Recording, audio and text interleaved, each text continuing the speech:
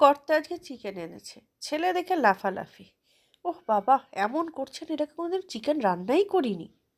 যাই হোক, ওর খুশিতেই খুশি। আসসালামু আলাইকুম। আমার এই নতুন পেজে আপনাদের স্বাগত। চিকেন হবে, তাতে আলু দেব না, এটা কখনো হয় না।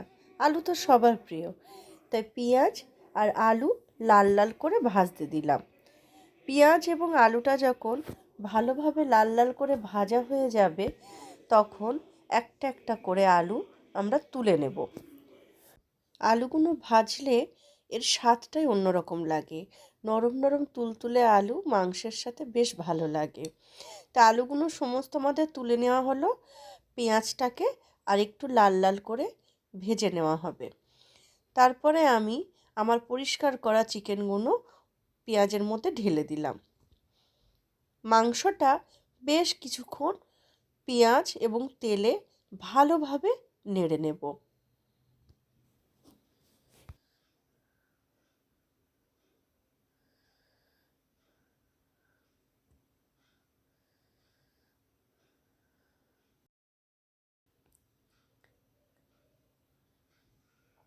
তারপরে লবণ দেব, হলুদের গুঁড়ো দেব। যেমন মুরগির মাংস হবে, মশলা লবণ সেই ভিত্তিতেই দিতে হবে। একটু নেড়ে চেড়ে নিয়েই এবার একটু লঙ্কার গুঁড়ো দেব। লঙ্কা গুঁড়ো দেওয়ার পরে ভালো করে নেড়ে নিয়ে আদা রসুনের পেস্ট দেব।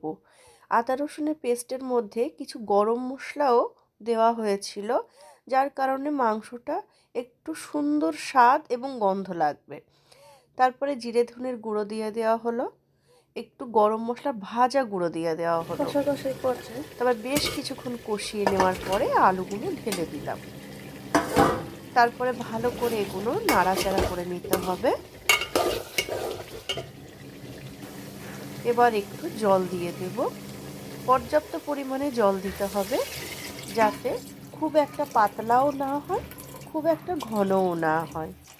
সেই পর্যায়ে জলটা দিয়ে ভালোভাবে জোর আছে ঢাকনা দিয়ে মাংসটাকে বেশ কিছুক্ষণ ফোটানো হবে। একটু ঝোলটা কমে গেলেই তারপরে আমরা ওভেনটাকে নিভিয়ে দেব।